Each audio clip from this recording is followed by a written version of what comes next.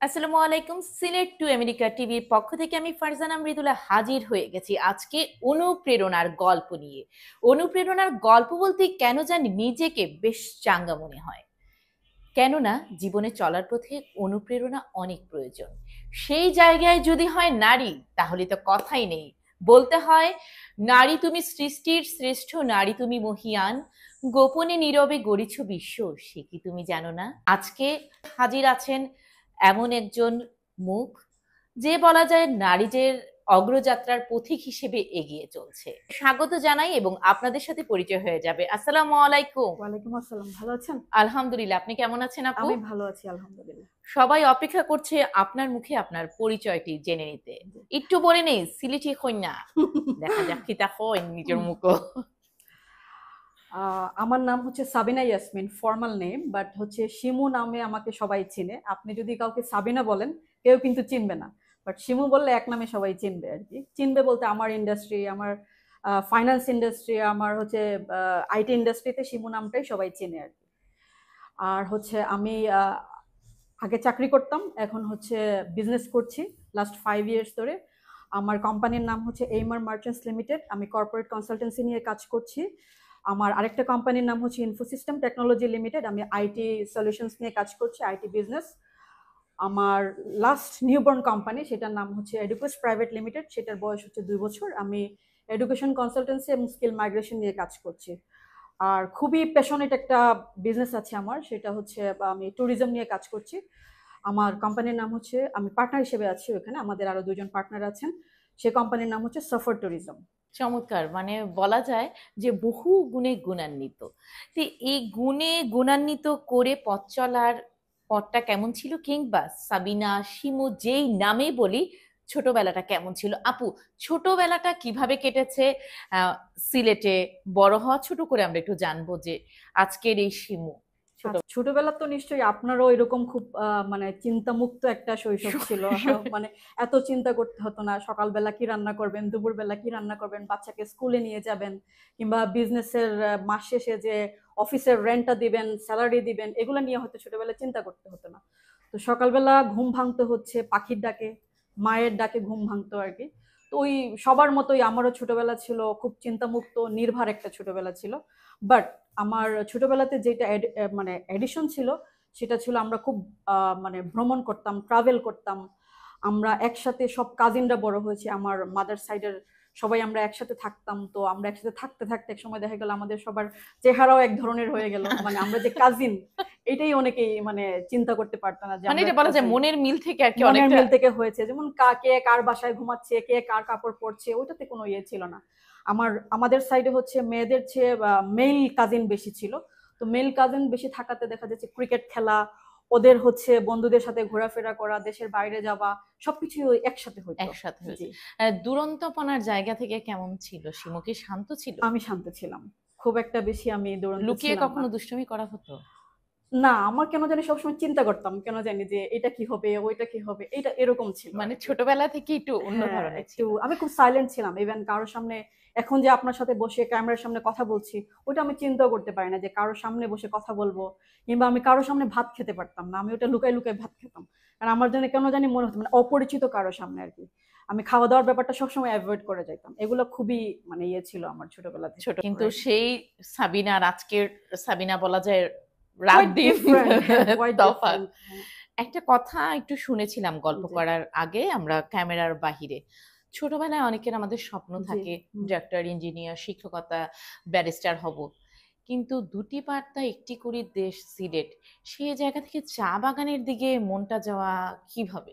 ওই যে আপনাকে বললাম যে খুব ট্রাভেল করতাম, তখন কি ওই যে এয়ারপোর্ট যাওয়ার যে রোডটা, মালিনী ছোড়া টি গার্ডেন মানিস। আমাদের যেটা, তো সেটা হচ্ছে আমরা যখন ওই দিক দিয়ে যাইতাম, তখন ওখানে হচ্ছে যারা চা পাতা পিক পিক করতো আর করে কি, হ্যাঁ। তো তুলতো। ওদের পিছনে একটা ঝুড়ি থাকতো, ওদের একটা ট্রাইবাল ড্রেস থাকতো। তো এটা আমাকে খুব অ্যাট্রাক্ট করতো আর কি, অ্যাট্রাক্ট করতো বিকজ অফ নট দ্যাট যে এটার আউটকাম কি হবে, ইনকাম কি হবে, ওইটা না, বিউটিফিকেশনটা আমাকে খুব অ্যাট্রাক্ট করতো। সো আমার মনে হতো ওটা খুব মানে সুন্দর একটা কাজ আর যে প্লাস হচ্ছে So মানে সাউন্ডস ভেরি ফানি, বাট হচ্ছে আমি তো ছোটবেলায় এত চিন্তা ভাবনা করে কোনো কিছু সেট করি নাই যে আমি এইটা হব ওইটা হব, বাট আমার মায়ের ইচ্ছা ছিল ছোটবেলা থেকে ডক্টর হওয়ার। ডক্টর হওয়ার। Right. এখন একটু জেনে নেই যে পরিবারে ভাই বোনের সংখ্যা কেমন, বা মার যেমন ইচ্ছে ছিল জি, ডক্টর হওয়ার, জি। অন্য কোনো ভাই বোনের কাছে কি মার সেই স্বপ্নটা দেখছেন কিনা বা দেখেছেন কিনা? আমার মা বেসিক্যালি, আমরা 3 ভাই বোন, সবার মাঝে এই স্বপ্নটা দেখেছেন আর কি। মানে আচ্ছা, সবার। ডাক্তারদের প্রতি আমার একটা ফ্যাসিনেশন কেন জানি ছোটবেলা থেকে কাজ করতো। আমরা কোনো সময় জিজ্ঞেস করি না এটার পেছনের রিজনটা কি। ও আচ্ছা, I এখন think- অব্দি কি জিজ্ঞেস করা না, হয়নি? এখনো অবধি জিজ্ঞেস করা হয় নাই।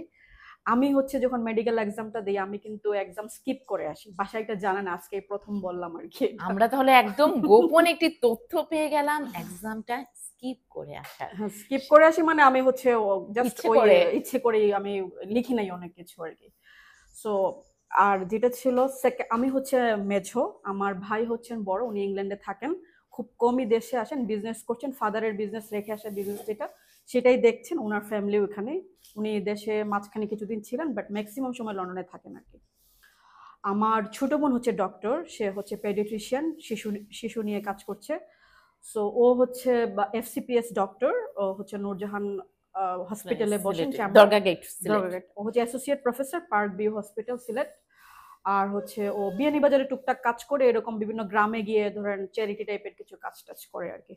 মানে আমার সিস্টার হচ্ছে সব থেকে অবিডিয়েন্ট আমাদের 3 জনের মাঝে। ও আমার মাদারের কথা মতোই চলাফেরা করে। সো শি ইজ লাইক আমার যেরকম, মানে জাস্ট আচ্ছা। Opposite of mine. She always wear hijabs, never seen her hair anybody. কোনো সময় মিথ্যা বলে নাই এখন পর্যন্ত। আমার ভাই আগে বলতো ওর কাছে কোনো যখন গেস্ট আসবে কিংবা ওর ফ্রেন্ড আসবে বাসায় খুঁজতে, তখন বলতো যে ওরে দায়িত্ব দেওয়া হয়তো, গিয়ে বল আমি বাসায় নেই। তো ও গিয়ে বলতো আমার ভাই বলেছেন আমি বাসায় নেই। উনি বাসায় নেই, ওর কথা হচ্ছে বাইরের কথাটা রাখা হলো। ওই আপুর নামটা কি আমরা জানতে পারি? ওর নাম হচ্ছে রেবেকা সুলতানা, বাট বাসায় ওকে রুমানা নামে ডাকে। রোমানা আপু, আপনার সেই চমৎকার কথাটা ভাইয়া বলেছে বাসায় নেই, এই কথাটা আসলে আমাদেরকে অনেক বেশি ভালো সময় কাটালো আরেকটু। আর আপু, আপনি আপনার এই চমৎকার চিকিৎসা পেশা নিয়ে মানবিকতার কাজে এগিয়ে যান, মন প্রাণ থেকে দোয়া রইল। সাবিনার সাথে আমাদের আড্ডা কিন্তু চলছে চমৎকার। সাবিনা নামের সাথে কিন্তু ফুল কিংবা পুষ্পের একটি চমৎকার মেলবন্ধন, কেননা এই নামের অর্থটি এমন।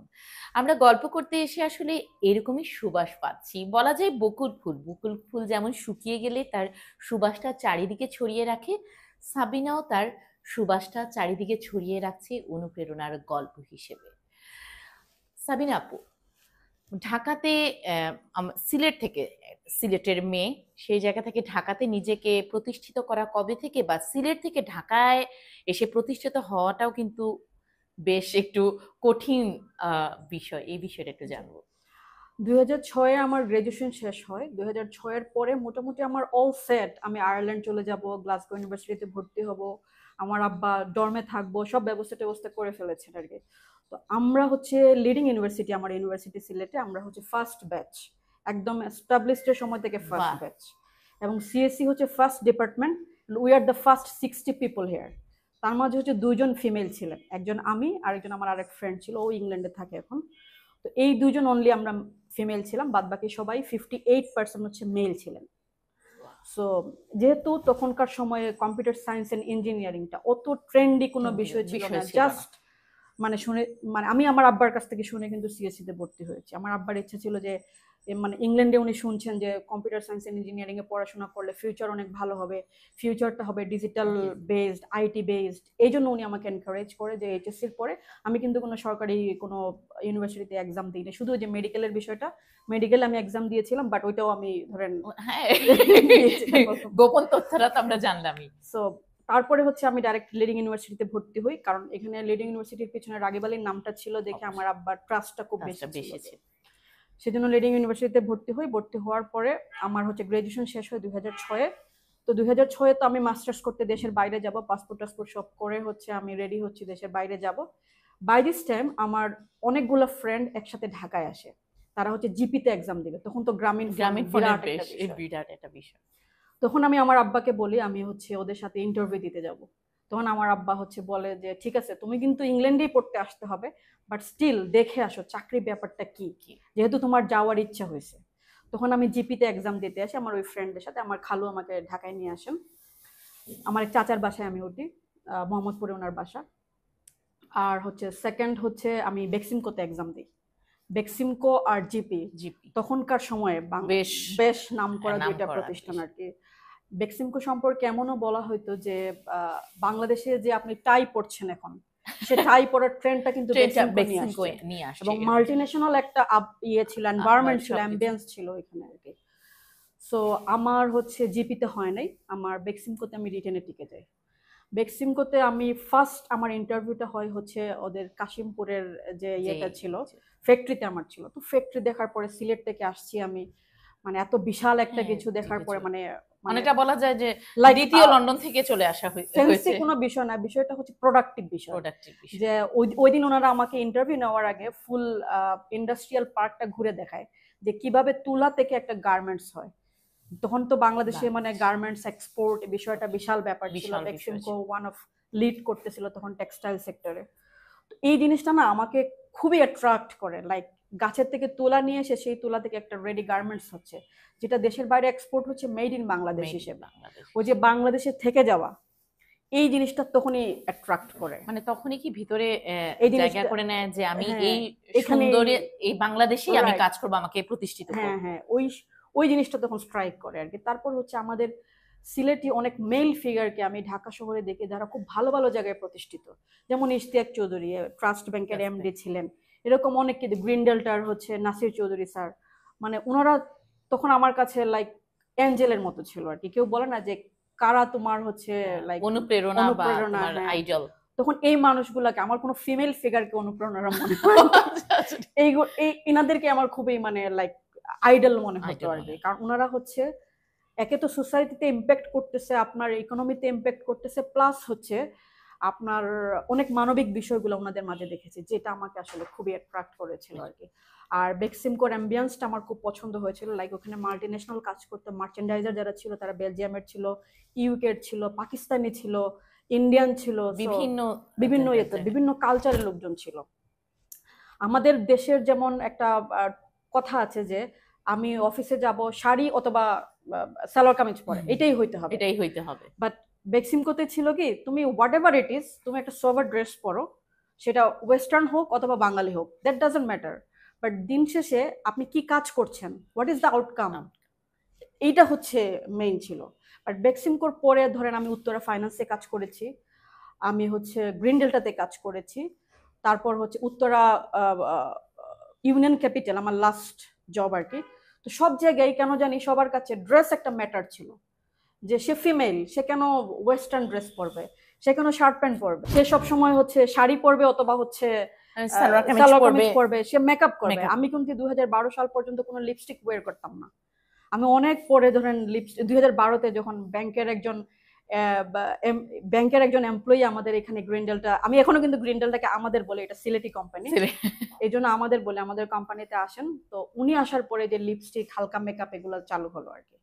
তো আমার কথা হচ্ছে সে ফর এক্সাম্পল আমি আপনার কাছে একজন সেলস পার্সন হিসেবে যাচ্ছি, আপনি কিছু আমার মাথায় যদি ইনফরমেশন না থাকে যে প্রোডাক্ট সেল করতে যাচ্ছি, আপনি শুধু আমার মেকআপ, লিপস্টিক, আমার ড্রেস আপ, শাড়ি, আমার অর্নামেন্টস, আমি কিন্তু কোনো অর্নামেন্টস পরি না, সো এইগুলা দেখে কিন্তু আপনি অ্যাট্রাক্ট হবেন না, অ্যাট্রাক্ট হবেন আমার নলেজ দেখে। তো ওইটা আমার হচ্ছে খুবই ওই বিষয়টাই রাইট। সো বেক্সিমকোতে আমার খুব ভালো একটা সময় যায়। প্রথম কর্মজীবনে যখন আপু বেক্সিমকোতে জড়ানো হলো, ওই জায়গার কোনো শিক্ষা কি এখন আপনার চলার পথে পরিপূরক হয়ে কাজ করছে কিনা মনে করেন? হ্যাঁ, যেমন আমি আপনাকে কিছুক্ষণ আগে বললাম যে এসির বাটনটা অফ করা, চেয়ারটা সরায় দেওয়া, চাটা বানায় নেওয়া, এইটা আমার ওই জায়গা থেকে শেখা।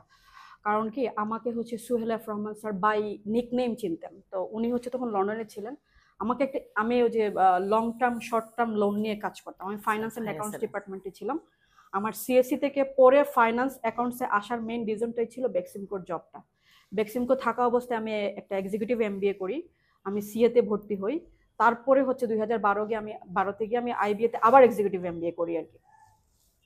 তো এই ফাইন্যান্স অ্যান্ড অ্যাকাউন্টসের প্রতি ভালোবাসাটা ওখান থেকে শুরু হয়। বাট বেক্সিমকো হচ্ছে আমার যতটুকু জানা ফার্স্ট ইআরপি সফটওয়্যারটা ওনারা ইউজ করে।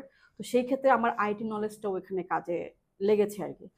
আর আরেকটা জিনিস যেটা ছিল যে ওদের বিভিন্ন ডিপার্টমেন্টে আমি কাজ করতে পারতাম, মানে ফ্লোটিং হিসেবে আমি মার্কেটিং এ কাজ করতে পেরেছি, ফাইন্যান্স অ্যাকাউন্টসে কাজ করতে পেরেছি, আইটি ডিপার্টমেন্টে কাজ করতে পেরেছি। এটা কেন পেরেছি? Because of the owner. কারণ ওনারা দেখেছেন যে আমার যে শিখার ইয়েটা ছিল, তো ওনারা ওই জিনিসটা আমাকে এক্সপ্লোর করার সুযোগ দিয়েছিলেন। ওই সময়টাতেই আমার মনে হয়েছে যে ডাক্তার ইঞ্জিনিয়ার হওয়ার চেয়ে কিংবা কিছু একটা বড় টাইটেল যোগ করার চেয়ে আমার মনে হয় ভালো মানুষটা হওয়ার মানে খুব জরুরি ছিল। ওই সময়টাই আমার মনের মাঝে খুব, এটা ওনাদেরকে দেখে না, ওটা নিজে নিজের রিয়েলাইজেশন হলো যে।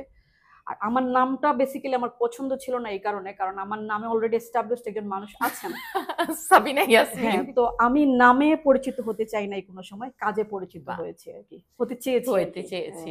এই কথার রেশ ধরে কি জন্য জানি ছোটবেলার সেই কথাটা মনে পড়ে যাচ্ছে, নামের বড়াই করো না তো নাম দিয়ে কি হয়, নামের মাঝে পাবে না কো সবার পরিচয়।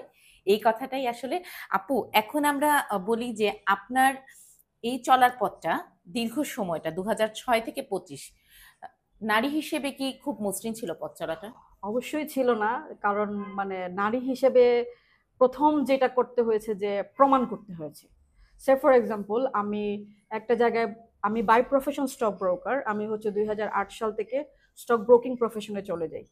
আমার প্রথম কোম্পানি ছিল স্টক ব্রোকারে যে Uttara finance and investment limited. So আমি ওখানকার মানে ফার্স্ট মার্কেট হিসেবে যোগ করি, যেহেতু বেক্সিমকোতে ছিলাম ওখানে শেয়ার মার্কেট এগুলা বিষয়টা খুব আগে থেকে জানা ছিল, আইপিও এই বিষয়গুলো জানা ছিল। তো আমার জন্য এটা মানে নতুন কোনো কিছু ছিল না আর কি, জব হিসেবে নতুন ছিল, বাট জিনিসটা বিষয়গুলো আমি জানতাম কিভাবে কি হতো।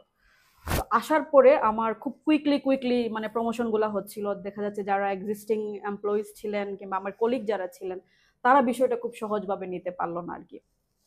তো এটা একটা ছিল। আর যেহেতু সব জায়গায় এখন পর্যন্ত ফাইন্যান্স অ্যাকাউন্ট সেক্টরে ফিমেলদের সংখ্যা খুব কম আর কি। তো আপনি ফাইন্যান্সের একটা টার্ম যখন কাউকে বলছেন, আপনি যখন একটু কঠিন কোনো ওয়ার্ড কাউকে আইটি রিলেটেড কোনো বিষয় কাউকে বোঝাতে যাচ্ছেন, সে ফর এক্সাম্পল আপনি এসইও নিয়ে যখন কথা বলতে যাচ্ছেন, আপনি যখন ডাটা সায়েন্স নিয়ে কথা বলতে যাচ্ছেন, আপনি যখন ফাইন্যান্সের বিভিন্ন টার্ম নিয়ে কথা বলতে যাচ্ছেন, তখন মানে অপর পক্ষ তো অবশ্যই সেখানে ম্যাক্সিমাম টাইম মেইলই থাকে, তো তাদের কাছে আগে প্রমাণ করতে হচ্ছে। আমি হচ্ছে লাস্ট আমি জব করি ইউনিক্যাপ সিকিউরিটিজে, তো ইউনিক্যাপ সিকিউরিটিজে আমার পারফরমেন্স খুবই ভালো ছিল মানে এমনও ছিল যে দেশের বাইরে থেকে একজন ইনভেস্টার আসছিল স্কয়ার ফার্মা এবং জিপিতে ইনভেস্ট করবে। সো স্কয়ার ফার্মাতে আমার পরিচয় ছিল দেখে, বিকজ অফ পুরা বাংলাদেশে যতগুলো ব্রোকারেজ ছিল আমরাই কিন্তু ওখানে অ্যাপয়েন্টমেন্টটা পেয়েছি উইথ দ্য ফরেনার্স। সো আমি তখন 6 মাস ইউনিক্যাপে, সাথে সাথে আমার একটা প্রমোশন হয়ে যায়, হয়ে যায়। সো তারপরেও দেখা যায় যে আমার যে কাজ, যে পোর্টফোলিও ছিল, যে ক্লায়েন্ট বেস ছিল, সে অনুযায়ী কিন্তু আমার ডেজিগনেশন, রেমুনারেশন কোনো কিছু সেট হয় নাই। কিন্তু আমার চেয়ে মানে আমার হচ্ছে লোয়েস্ট কোয়ালিফিকেশন অফ এডুকেশন, সে আমার বস। সো এইটা আমাকে খুব মানে আমার জন্য খুবই প্যাথেটিক ছিল যে আমি এত কষ্ট করে নিজে চেষ্টা করে পড়াশোনা করছি, চাকরির পাশাপাশি আমি সিএ করেছি, আমি সিএ ফার্স্ট পার্ট আপনার হচ্ছে সিএ ফার্মে থাকা অবস্থায় করেছি, তারপর হচ্ছে সিএফএ করতে গেলাম, সিএফএ ফার্স্ট পার্ট আমি পরীক্ষা দিলাম, পরে আর আমি আগ্রহ হারাই পারলাম বিকজ অফ জিনিসটা আমার কাছে একটু কঠিন মনে হচ্ছিল। মানে আমি তো সবকিছু করতে পারবো না, বাট আমার ইচ্ছা ছিল করার আর কি। তারপরে হচ্ছে এমবিএ তে আমি এক্সিকিউটিভ এমবিএ তে, আইবিএ তে যখন আমি এক্সিকিউটিভ এমবিএ করলাম তখন আমার বিশাল একটা নেটওয়ার্কিং তৈরি হলো। এটা আমার সেকেন্ড এমবিএ। ফার্স্ট এমবিএটা আমি নর্দার্ন ইউনিভার্সিটি অফ বাংলাদেশ থেকে করেছি, এটা আমাকে বেক্সিমকো করিয়েছিল। তো এরকম করতে করতে 2012-তে আমার খুব ভালো একটা টার্ন, মানে আমার এই জব লাইফে প্রথম ভালো পয়েন্টটা ছিল বেক্সিমকো, আর সেকেন্ড টার্নিং পয়েন্টটা ছিল আমার গ্রিন ডেল্টা সিকিউরিটিজ লিমিটেড। তো সেইখানে আমি অবশ্যই একজনের কথা বলবো এবং এটা আপনি রাখবেন, অবশ্যই আমরা রাখবো সেই মানে he is my mentor in my job life. তার নাম হচ্ছে ওয়াকার চৌধুরী। রাইট, উনি হচ্ছেন গ্রিন ডেল্টা গ্রুপের যিনি ওনার মিস্টার নাসির চৌধুরী, ওনার ছেলে। সো স্যার আমাদের বস ছিলেন, তখন ম্যানেজিং ডিরেক্টর ছিলেন। তো স্যারের কাছ থেকে যে লিডারশিপ কিংবা যে ইন্ডিপেন্ডেন্স কিংবা ধরেন যে লেভেলের পেয়েছি, সহযোগিতা পেয়েছি, সেটা আমি নেক্সট আমার কোনো বসের কাছ থেকে পাইনি এখন পর্যন্ত। বস যদি কাকে বলি, মেন্টর যদি কাউকে বলি, he is the one, mister Waqar Chowdhury. আমি ওনার কাছে সত্যি কৃতজ্ঞ। আসলে একজন বস হিসেবে ওয়াকার চৌধুরী আমার মনে হয় এই কথাটাই জীবনের সবচাইতে বড় অর্জন। যিনি মেন্টর, বস সবকিছুই বলছেন। আসলে আমরা চাই ওয়াকার চৌধুরীর মতো এরকম বস প্রতিটি অফিসেই থাকুক, তাহলে জি মনে হয় আপু আমরা বিশেষ করে নারীরা আর জি। একটু সাহসী হতে পারবো। আপনার কি মনে হয় না যে অফিসগুলোতে বসরা যদি একটু সহযোগিতা করে বিশেষ করে নারীদেরকে, তাহলে নারীরা তাদের না, বসরা সহযোগিতা করার বিষয় না, কথা হচ্ছে আমরা অনেক সময় জবের ভয়ে সত্য কথাটা বলি না। আমার মনে হয় যে আমি যে কথাগুলা বলতাম যে আমার বস তো আমার চেয়ে লেস কোয়ালিফাইড, তা আমি কেন তার কথা শুনবো? হি শুড, মানে আমার আমার কথাটা শোনা আচ্ছা, উচিত। কারণ হচ্ছে আমি শুধু এডুকেশন দিয়ে তো হচ্ছে না, দেখা যাচ্ছে আমি ভালো একটা সাজেশন দিচ্ছি, সেটা because of my job position, তার জন্য শোনা হচ্ছে না। কিন্তু দেশ ইন্টারন্যাশনাল ফরম্যাটে যেটা কি, আপনি যদি একটা ভালো আইডিয়া দেন কোম্পানিকে, সেটা ছোট বড় মেজার করা হয় না, মেজার করা হয় আইডিয়াটা। আইডিয়া। তো সেখানে হচ্ছে আমাকে সব সময় বলা হচ্ছে যে তোমার সীমা আছে। তো আমি যেটা বলেছি, আমার সীমা নেই, যেখানে সাহস আছে। কারণ আমার সাহসটা খুব বেশি ছিল, এই কারণে হয়তো খুব এমডি সিও এগুলা কিছু হইতে পারে নাই। কারণ সবসময় সব জায়গায় বলেছি you are the CEO but you are not the qualified one, you are the CEO but you are not the, মানে আপনি মানবিক না মানবিক। আপনার এমপ্লয়ীদের প্রতি।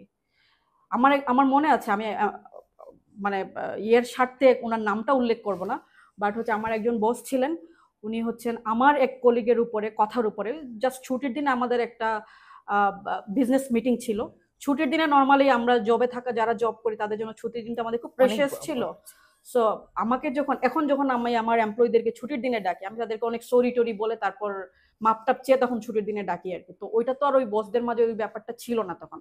মানে এই যে পজিটিভ জিনিসগুলো আসছে আমার ওই নেগেটিভ জিনিসগুলো থেকে, যেগুলো দেখে আসছি দেখে আমি। আস। তো শি ওয়াজ এ ফিমেল যে দেরি করে আসছে আর কি। তো আমার ম্যাক্সিমাম তার 15 মিনিটস দেরি হয়েছে। তো আমার বস তার জন্য ওয়েট করাতে একটা সময় খুব ইম্পেশেন্ট হয়ে যখন সে ঢুকলো, সবার সামনে খুব বাজে একটা ওয়ার্ড তাকে বললো। বলার শুধু এখানেই শেষ, যদি হয়ে যেত তাহলে ভালো ছিল। বলার পরে সে মিটিং রুমটা থেকে গিয়ে তার রুমে যখন ঢুকলো, তখন দরজাটা সে ঠাস করে লাগালো।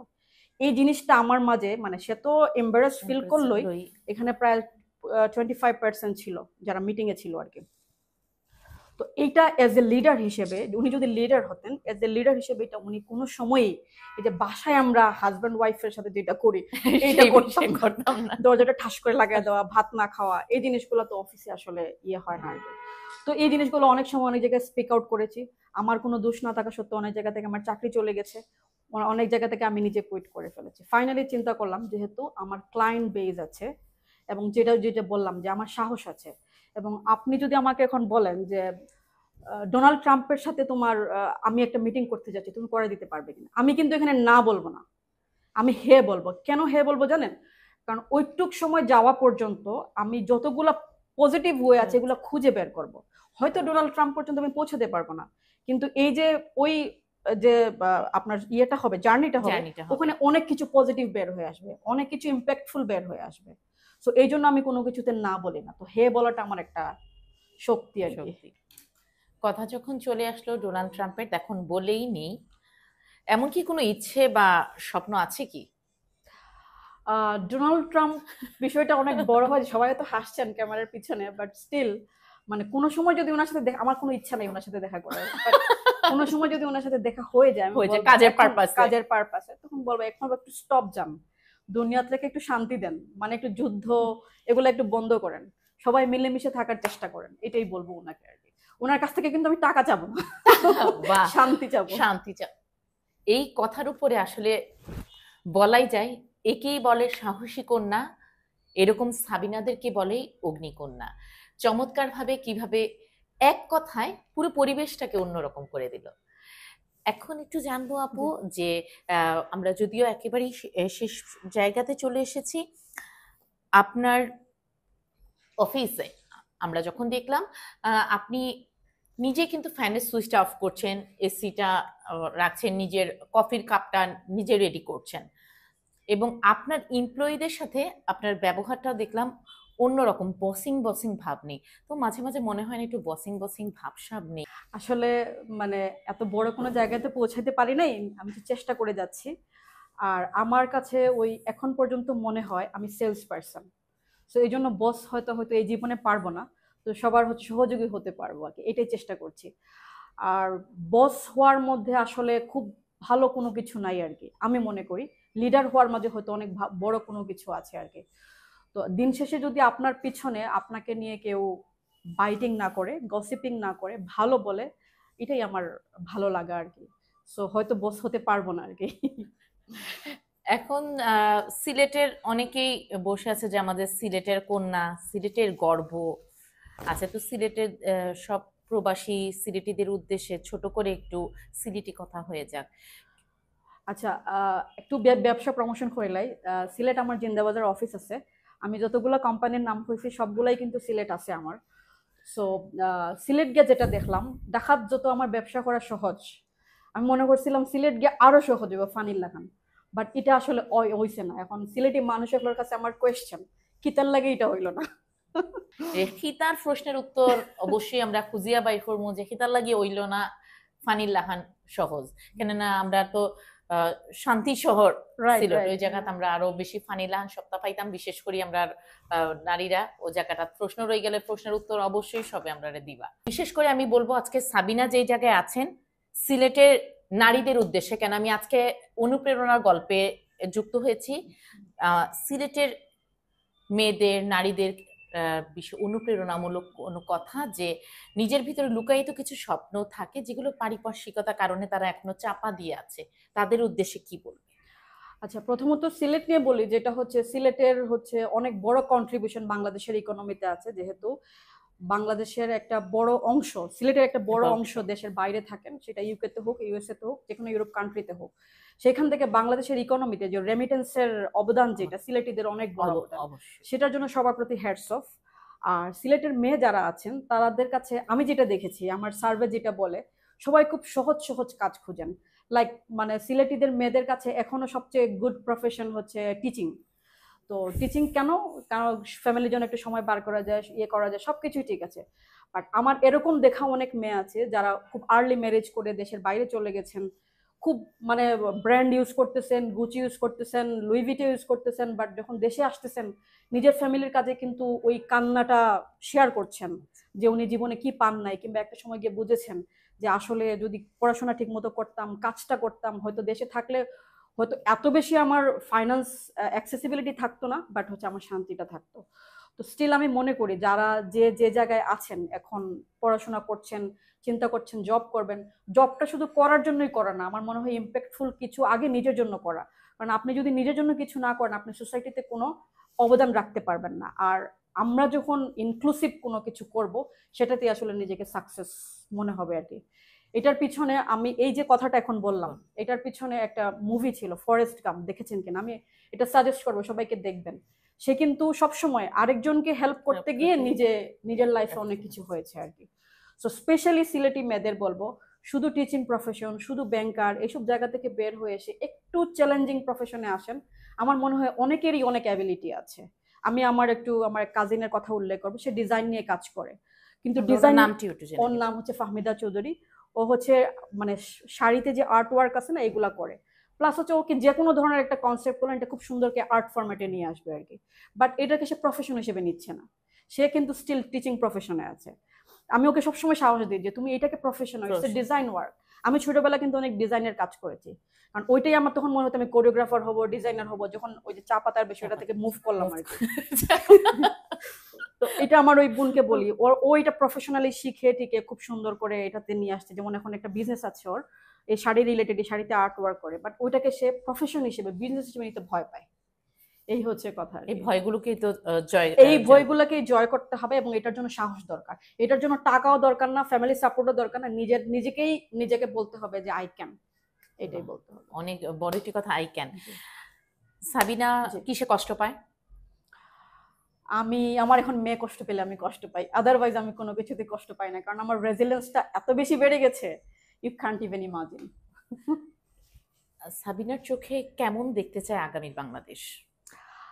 আগামী বাংলাদেশ যেটা দেখতে চাই, স্কিল্ড বাংলাদেশ দেখতে চাই। সেখানে হচ্ছে শুধু আমি যে একটা জায়গায় কাজ করছি, কাজ করার জন্য কাজ করছি এরকম না। Say for example you are journalist, আপনি জার্নালিজমটা জেনে শুনে বুঝে আসবেন, যাতে আপনি বাংলাদেশকে দেশের বাইরে রিপ্রেজেন্ট করবেন। কারণ আমরা মেইন জিনিসটাই, আমার এখন বিজনেসের মেইন উদ্দেশ্যটাই হচ্ছে দেশের বাইরে কান্ট্রিকে রিপ্রেজেন্ট করা। আমি অনেক অ্যাম্বাসেডারদের সাথে কাজ করছি এখন, বিভিন্ন ইয়েতে আমি গলফ ক্লাবগুলোতে ট্যাক্স ব্যাটের কাজ করতেছি। এটা করার মেইন উদ্দেশ্যটাই হচ্ছে বিভিন্ন ইন্টারন্যাশনাল কোলাবোরেশনগুলো তৈরি করা। সো যে কিন্তু এটা তখনই হবে, আমাদের দেশের বাইরে কিন্তু সবাই মামা চাচার জোরে জব পায় না, সবাই কিন্তু অমুকের ইয়ে তমুকের ইয়ে বলে জব পাচ্ছে না। সে তখনই ভালো একটা জায়গায় যাইতে পারছে যখন সে এই বিষয়টাতে স্কিলড। সো আমার মনে হয় আগামীর বাংলাদেশকে আমি স্কিলড বাংলাদেশ হিসেবে দেখতে চাই, বিকজ এখানে হচ্ছে এখন আপনার মিডিয়ান এজ লাইক 25 থেকে 35 এজের পিপুল সংখ্যা বেশি। আপনি যদি জাপানের সাথে বাংলাদেশকে কম্পেয়ার করেন, আমরা কিন্তু ওয়ান স্টেপ এহেড। কারণ হচ্ছে জাপানে হচ্ছে এখন আপনার এইজড গ্রুপ অনেক বেশি, যারা হচ্ছে ওয়ার্কেবল না। বাট আমাদের একটা বিশাল পার্সেন্টেজ এখন হচ্ছে ওয়ার্কেবল, বাট এই ওয়ার্কেবল পার্সেন্টেজটাকে আপনাকে স্কিলড হইতে হবে। আমি একটা স্কিলড বাংলাদেশ দেখতে চাই। অনেক চমৎকার কথা। একেবারেই পরিশেষে সাবিনার কন্যা, সেই কন্যাকে কিভাবে তৈরি করতে চাচ্ছেন? ডাক্তার, ইঞ্জিনিয়ার নাকি চা পাতার সেদিকে কোনো স্বপ্ন আছে কিনা? না, আমার ডাক্তার ইঞ্জিনিয়ার এগুলাতে স্পেসিফিক কোনো কিছু নাই, বাট হচ্ছে ওকে আমি একটু সেলফ ডিপেন্ডেন্ট করছি, যেহেতু আমি সিঙ্গেল মাদার। তো সেই হিসেবে আমি ওকে চাচ্ছি ও যাতে সেলফ ডিপেন্ডেন্ট হয়। যেমন আমি ও 2 বছর বয়স থেকে স্পুন দিয়ে খাওয়া, ও নিজে নিজে খাইতে পারে, শিখাইছি কিভাবে, মানে টেবিল এটিকিউট এগুলো আমি সব কিন্তু নিজে শেখাচ্ছি। অনেকে আছে না টিচার ইয়ে টিয়ে সবকিছু রাখে, বাট আমি প্রতিটা বিষয়টাতে এত কিছুর পরে আমি ওই সময়টা ওকে দিই। আপনি তো খুব বেশি ব্যস্ত, সেই ব্যস্ততার মাঝেও কিন্তু তার পড়ালেখার বিষয়টা নিজে ট্যাকেল করছেন। আচ্ছা, আমি একটা এক্সাম্পল দিই এখানে। সে ফর এক্সাম্পল, আপনার অনেক খুব ক্লোজ ফ্রেন্ড, অনেক বছর ধরে আপনার সাথে দেখা হচ্ছে না, কিন্তু একটা সময় আপনারা খুব ক্লোজ ছিলেন। তখন যখনই দেখা হয় সে বলে ব্যস্ততার মাঝে কথা বলতে পারি না। বাট এই কথাটা কিন্তু মিথ্যা। মিথ্যা কেন জানেন? আপনি যদি চান, আপনার হাতে 24 ঘন্টা সময়, সেই সময় কিন্তু আপনি অনেকভাবেই ম্যানেজ করতে পারবেন, অনেকভাবেই ইউটিলাইজ করতে পারবেন। সো ওইভাবেই আমি টাইম ম্যানেজমেন্টটা করে নিই। আর যেহেতু আমার বেবি এখন ফার্স্ট প্রায়োরিটি, সো আমি প্রায়োরিটিটা ওইভাবেই সেট করি। অনেক সুন্দর সময় কাটালাম। আপনার মুখ থেকে এখন সিলেট টু আমেরিকা টিভির জন্য কিছু কথা শুনে নিব। আচ্ছা, সিলেট টু আমেরিকা যেটা দেখলাম, মানে আমি অনেক আগে থেকে এটা পেজটা এক্সপ্লোর করি। আমার খুব ক্লোজ একজন ফ্রেন্ড, আমার খুব ছোটবেলার ফ্রেন্ড তামিম চৌধুরী এখানে আছেন। সো তার কারণেই বেসিক্যালি ওর সাথে আমার তুই তুই সম্পর্ক আর কি, ক্লাস 1 থেকে তার সাথে আমার পড়াশোনা। সো অনেক বছর সে গ্যাপ ব্যাক করলো বাংলাদেশে, হুট করে দেখা হলো। হুট করে দেখা হওয়ার পর এমন না যে এই যে 20 বছর গ্যাপ, এরকম কোনো কিছু মনে হয় না আমাদের কাছে।